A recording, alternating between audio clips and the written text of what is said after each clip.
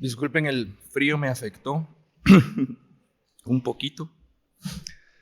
Pero buenos días, estoy muy contento de estar acá con ustedes hoy. Nuevamente tengo la bendición y el privilegio de compartir con ustedes el estudio de la palabra, aquí en compañía de Pulpito. Y bueno, ya saben que a mí me gusta que todos participen, así que hoy sí traje chocolates. Vaya, ya están más contentos. Vamos a empezar con un juego, ¿les parece?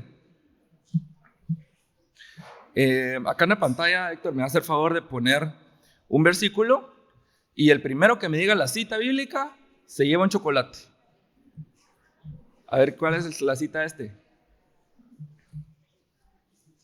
No. Pero ni con chocolate.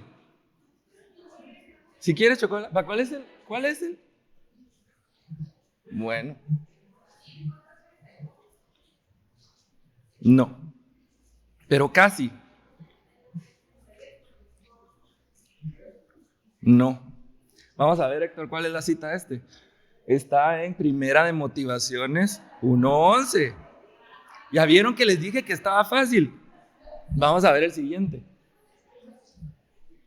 Dice el Señor, ayúdate que yo te ayudaré. ¿En qué? ¿Cómo no? ¿Cómo no? ¿Cómo no?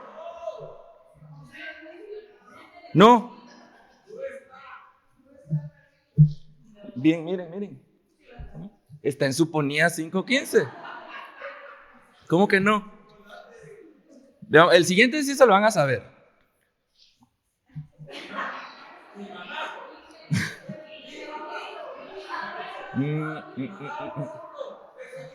No, este está en Segunda de Motivaciones 2:9. Miramos otro lado. Ladrón que roba ladrón tiene 100 años de perdón. Ese sí, lo han escuchado, ¿verdad? Chapines. No, ese libro lo quitaron en el concilio de... Sí. No, ese está en Cosas Mías 3:16. Fácil, estaba fácil. Bueno, último, este sí se lo tienen que saber. ¿Qué peca y reza empata? Sí lo conocen, ¿verdad? Sí lo conocen. Esta está en Excusas 157:42. ¿Cómo no se acuerdan? Excusas es el libro más grande de la Biblia. Más grande que Salmos. Bueno, no que querían chocolates, pues ahora quedo con tanto chocolate. Bueno, ni modo, me los como ya más tarde. No, se mentira. Si quieren chocolates, pídanmelos después del servicio. Y con mucho gusto. No tengo muchos, entonces el que me hable primero. Bueno, espero que se hayan dado cuenta que no eran versículos reales, ¿verdad? Sí, perdón, ya sé, era un juego. Si no se dieron cuenta, pásense a primera fila porque necesito que presten atención hoy, por favor. No, son inventados, pero yo no sé ustedes, pero yo conozco mucha gente que jura por estas frases, ¿verdad? Que se las cree así de corazón, que las vive todos los días. Claro, ese es más o menos el tema que quiero que hablemos el día de hoy. Y este mes estamos recordando, celebrando la Reforma Protestante y tratando de entender qué significa este evento para nuestras vidas hoy, más o menos 500 años después de que ocurrió. Y la semana pasada Howard nos recordaba que todos los cristianos tenemos un acceso directo a Dios, ¿verdad? No necesitamos un intermediario para ser escuchados y tenemos algo que se llama sacerdocio universal, es decir, todos tenemos un sacerdocio, una conexión con Dios y todos hemos sido llamados a servir a Dios, ¿cierto? Yo quiero profundizar un poquito en otra de las implicaciones de este sacerdocio y es que todos los creyentes tenemos el privilegio y responsabilidad de formarnos y educarnos espiritualmente por medio del estudio de la palabra de Dios. Tenemos ese privilegio de conocer personalmente a Dios, pero conocer su carácter y conocer su plan para nuestras vidas. Y a la reflexión de hoy decidí ponerle este nombre: refórmate. Y en un momento van a entender qué significa esta palabra, esta instrucción tal vez. Pero quiero empezar con un poquito de historia. Y es la historia de la era de la información. Esta es una era que da inicio más o menos alrededor del mismo tiempo que ocurrió la Reforma Protestante, hace más o menos 500 años, con la invención de la imprenta de Gutenberg. Y esta impresión masiva de libros permitió la conservación, la comunicación de información, la transmisión de información mucho más fácil. Y ya más adelante, en el siglo XX, avances tecnológicos como la radio, la televisión, el internet aceleraron aún más esa habilidad de todos de compartir conocimiento, ya ni siquiera de forma local, sino de forma global. Y incluso en la actualidad hay muchos esfuerzos, muchas instituciones, organizaciones que se dedican a llevar internet a las comunidades más remotas. Ahora queremos darles ese privilegio a todos de tener más información. En estos tiempos pareciera que ya no hay excusa para decir no sé, ¿verdad? Cualquier cosa que necesitemos saber, pues basta con sacar el celular y lo busco. Todos cargamos una cantidad absurdamente grande de información en nuestros bolsillos, ¿verdad que sí?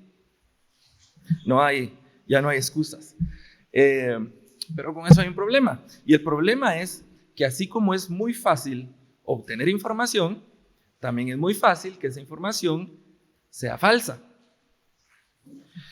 Y no solo accidentalmente, hay muchas personas, personas malas tal vez, que se dedican a crear información falsa y a difundir información falsa y a tratar de que esa información falsa llegue a la mayor cantidad de gente. La era de la información más parece la era de la desinformación, ¿verdad? Ahora estamos siendo atacados por información falsa, diseñada deliberadamente para engañarme y para confundirme. Y este problema es aún más grande cuando estamos tratando de formar opiniones o cuando tratamos de entender algo sin darnos cuenta que nuestras opiniones están basadas en información falsa. Por ejemplo, es más fácil preguntarle a Google si algo es pecado o no que ir a la Biblia y asegurarnos si es pecado o no, ¿verdad? Y el problema más grande es que si buscamos lo suficiente, siempre vamos a encontrar cualquier conclusión a la que queramos llegar. Que sí, que si no, todos vamos a encontrar alguna comunidad, alguna persona que nos da la razón y vamos a formar opiniones con base en eso.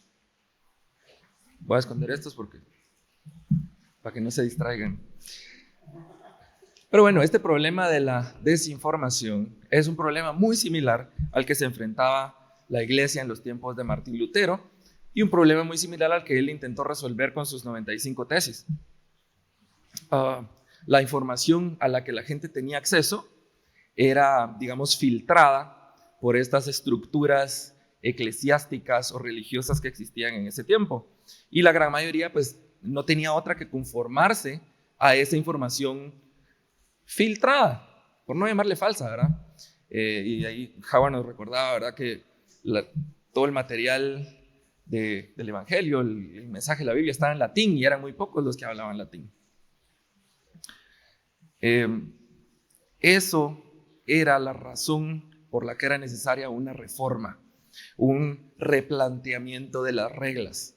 Lo que Lutero quería era que todos conociéramos la verdad desde el mensaje original, de la fuente, el evangelio completo y original. Y lo que hizo fue exponer la falsedad en la información que mucha gente creía. Y si bien la reforma protestante es algo que estamos celebrando, que recordamos, y en general sus consecuencias fueron bastante positivas, esa intención de Lutero en realidad no se logró. Él pretendía reformar la Iglesia Católica y que todos conocieran el cristianismo verdadero y correcto. Al final, pues sabemos que lo que terminó ocurriendo fue que se dividió el cristianismo. La Iglesia Católica hizo una fuerte contrarreforma y más bien fortalecieron más muchos de sus dogmas, muchas de sus creencias. Yo creo que por eso aún se nos llama protestantes, ¿verdad? Aún estamos en esa protesta, en esa resistencia. En ese entonces la mayor preocupación de Lutero era la venta de indulgencias como sustituto, como reemplazo de la salvación por la fe. Y lamentablemente todavía encontramos en muchas iglesias, llamémosle denominaciones, que ofrecen sustitutos a la salvación por fe. Entonces seguimos en protesta. Y sí, hay muchas iglesias, muchas personas que se hacen llamar cristianos, pero que en realidad no conocen ese evangelio original, ese mensaje verdadero. Tal vez conocen un evangelio de segunda mano, lo que alguien más les dijo, de prédicas, de conferencias, de devocionales, de libros, y no están aprovechando ese privilegio que tenemos ahora de tener acceso al mensaje original. No es que haya algo malo con lo que mencioné, no hay nada malo con las prédicas, conferencias, etc. El problema es cuando usamos eso como sustituto del estudio de las Escrituras. Estábamos platicando con unos hermanos de acá de la iglesia hace algún tiempo. Y no me acuerdo exactamente de quién era que estábamos hablando. No era de aquí, por cierto, pero surgió la pregunta un tanto como en broma, medio sarcásticamente. ¿Era cristiano o era redimido? ¿Acaso no es lo mismo? Tal vez. Y es que el mes pasado celebrábamos, en nuestro país tenemos libertad, ¿verdad? Estamos celebrando esa libertad, teníamos allá un versículo que hablaba de esa libertad, ¿verdad? Tenemos libertad religiosa y no vivimos en persecución. Entonces no tiene nada de malo decir soy cristiano. No tiene ninguna implicación negativa, pero así como es fácil decir que soy cristiano, no tiene ninguna desventaja y hasta tiene ciertas ventajas, ¿verdad? Podemos usarlo como una herramienta social. Si yo le digo a la gente soy cristiano, pues ya me ven como más, este es más educado, ¿verdad? Se porta mejor, tiene mejores principios y mejores valores, ¿sí?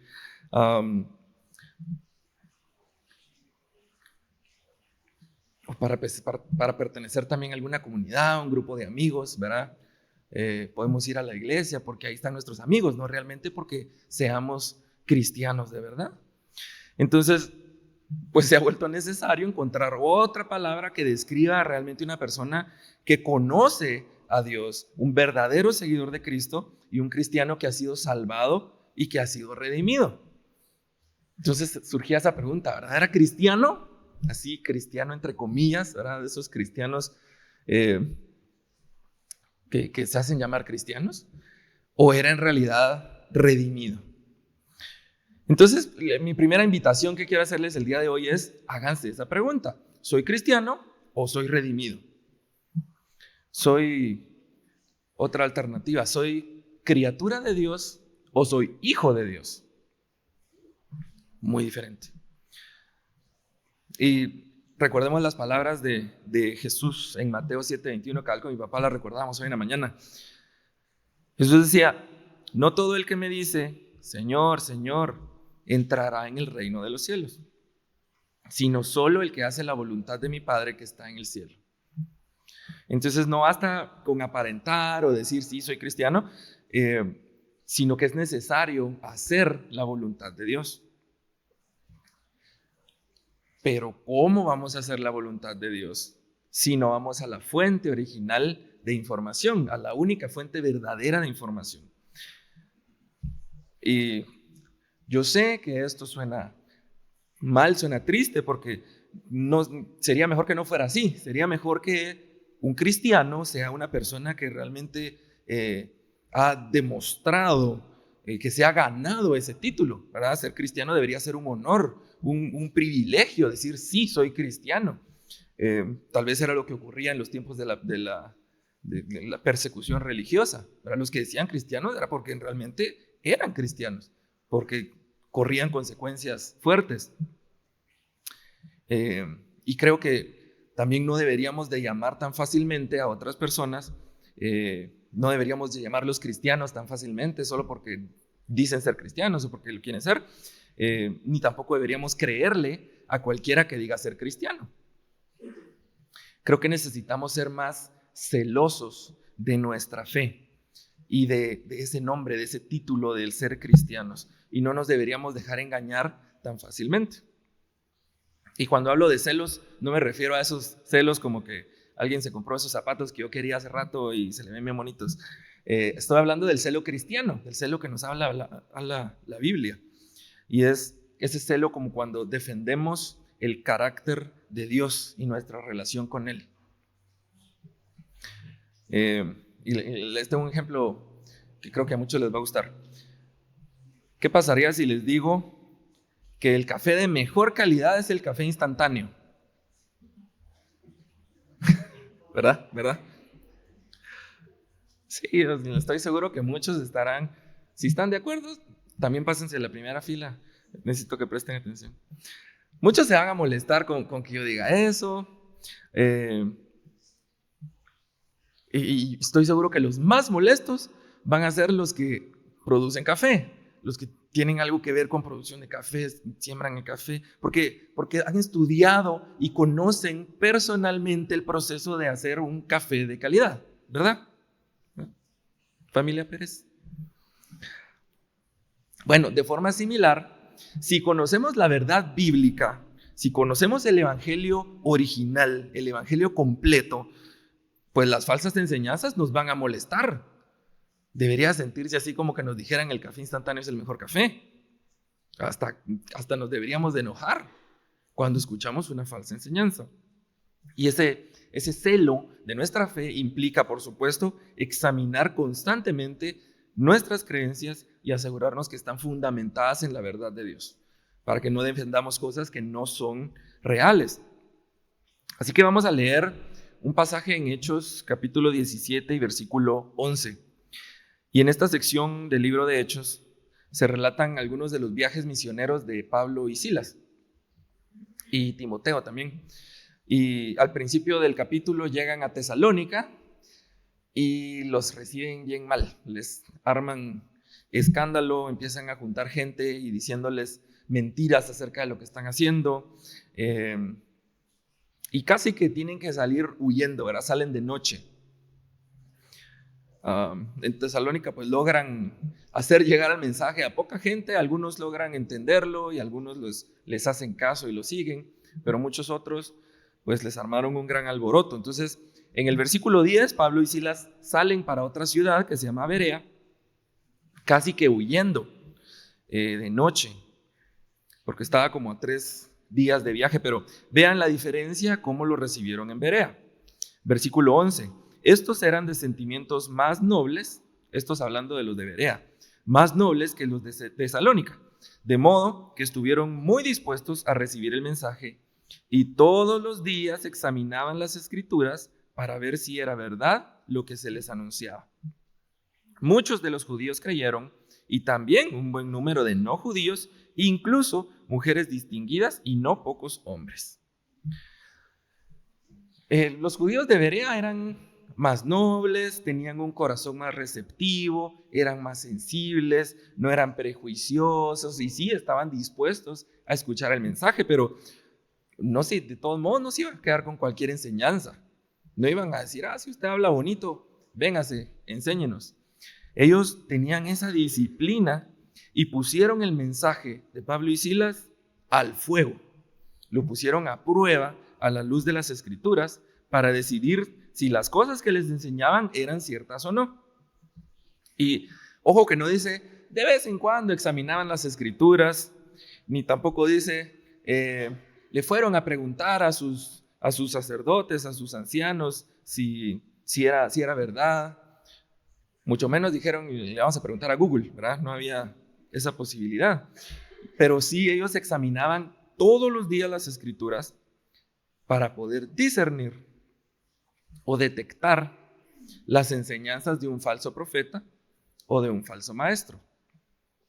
Y gracias a que tenían esa disciplina, a diferencia de los tesalonicenses, ¿verdad? En tesalonicenses solo algunos les terminaron haciendo caso, pero en el caso de Berea dijeron que fueron muchos los nuevos creyentes. Ser celosos de nuestra fe es tener esa humildad y esa disciplina de estudiar la palabra de Dios y no dejarnos engañar por el mundo, ni por el enemigo, ni por estas personas que nos quieren engañar. Y bueno, un poco relacionado con esto y algo que los quiero motivar también a hacer: seamos cuidadosos con la música que cantamos y que escuchamos. Y un ejemplo de esto positivo: la semana pasada cantamos una canción que originalmente tiene 2 versos, pero nunca hemos cantado el segundo acá en esta iglesia. Y tampoco es que dice las blasfemias y herejías y cosas así completamente opuestas, pero tiene algunas frases que no reflejan el carácter de Dios o la voluntad de Dios para su iglesia. Y eso es algo que yo agradezco bastante de nuestro liderazgo, que nos han enseñado a ser bien críticos y muy cuidadosos de las letras que cantamos en el tiempo de alabanza. Así que seamos cuidadosos con la música que cantamos y la música que escuchamos. Hay en el mundo, ¿verdad? Hay mucha música y música supuestamente cristiana, de autores supuestamente cristianos, que en realidad no refleja el carácter y la voluntad de Dios para su pueblo. Y la única forma que nos vamos a dar cuenta o que vamos a ser capaces de discernir lo verdadero de lo falso es si examinamos y estudiamos las Escrituras todos los días. No estoy diciendo tampoco que la Biblia, que la música tiene que tener a pura fuerza frases, palabras tomadas literal de la Biblia, pero sí tiene que describir de la misma manera el carácter de Dios, mi relación con Él y la voluntad de Dios para mí. Entonces, la Reforma inició como un combate a la desinformación y esa lucha continúa hoy, creo que más que nunca, en la actualidad. La gran diferencia, la cosa que hace toda la diferencia en nuestra situación es que nosotros sí tenemos acceso al mensaje original, sí tenemos la palabra de Dios en nuestras manos. Y ese fue uno de los grandes triunfos y lo que celebramos de la Reforma Protestante. Tenemos acceso al mensaje original, al evangelio original. Y a pesar de que estamos todo el tiempo siendo bombardeados por mentiras, por falsas enseñanzas, por versículos inventados, tenemos que permanecer firmes en esa verdad. Así que este mes que recordamos la Reforma, te quiero lanzar este reto: refórmate, reforma tu propio entendimiento y conoce la verdad y defiéndela. Y recordemos Romanos 12:2, lo tengo por acá: no se amolden al mundo actual, sino sean transformados mediante la renovación de su mente. Así podrán comprobar cómo es la voluntad de Dios, buena, agradable y perfecta. Necesitamos esa transformación, esa reforma interna en nuestro propio entendimiento. Y en otras palabras, sí les estoy pidiendo que sean un poco rebeldes. También hablamos con mi papá esa mañana. Lutero fue un poco rebelde, ¿verdad? Se rebeló contra las autoridades, contra sus jefes, sus superiores. Entonces sí, volvámonos un poco rebeldes, opongamos resistencia. Pero por supuesto, no rebeldía de cualquier cosa, una rebeldía en contra de las mentiras, en contra de las falsas enseñanzas, en contra de las falsas creencias. Incluso opongamos resistencia ante el evangelio de segunda mano. No nos creamos lo que nos dicen, vamos a la luz de la palabra y examinémoslo, estudiémoslo. Como les decía, Lutero fue tachado de rebelde y luego fue excomulgado de la iglesia, lo echaron, ya no podía tener el título que tenía dentro de la iglesia. Pero él estaba del lado de la verdad y eso es lo que celebramos hoy. Y yo creo que al menos en nuestro liderazgo, yo creo que estarían agradecidos si los corregimos, si dicen algo que no se apega a las escrituras. O si cantamos alguna canción que dice algo que no describe de forma correcta el carácter de Dios o la voluntad de Dios para mi vida, díganme, y la quitamos. O si en alguna reflexión decimos algo que no se alinea con el carácter de Dios, con la voluntad de Dios para mi vida, díganos. A mí ya me pasó, no era una reflexión, pero hace un tiempo dije algo que no era completamente correcto. Tampoco es que era súper malo, pero alguien de aquí de la congregación se acercó y con amor, pero muy asertivamente y a la luz de la palabra, me dijo, me corrigió, ¿verdad? Me expresó la forma correcta de referirse a lo que yo estaba hablando. Y eso marcó una gran diferencia en mi vida. A partir de ese entonces, yo no me quedo satisfecho con conocer verdades a medias, ¿verdad? A partir de entonces yo no veo un video en YouTube y digo, sí, pues este señor tiene razón. Yo voy y lo examino contra la palabra de Dios y me aseguro de realmente es la verdad o no. Y esto me alegró a mí porque yo sí quiero conocer la verdad. Yo no quiero creerme mentiras y creo que ninguno de ustedes tampoco lo quiere, ¿verdad? Todos queremos estar del lado de la verdad. Yo no estoy satisfecho con verdades a medias y menos con información falsa. Entonces, refórmate. Vimos hace poco también la armadura de Dios. Equipémonos con la armadura de Dios. Conozcamos la verdad, aprendamos a discernir cuál es la voluntad de Dios. Y los quiero invitar a que nos hagamos estas preguntas y contestémonoslas honestamente, ¿verdad? Hacia nosotros mismos. ¿Qué partes de mis creencias he aprendido de segunda mano? ¿Qué cosas yo estoy convencido y las creo porque alguien más me las dijo en lugar de haberlas aprendido de la palabra de Dios? Y la otra pregunta muy importante, ¿soy cristiano o soy redimido?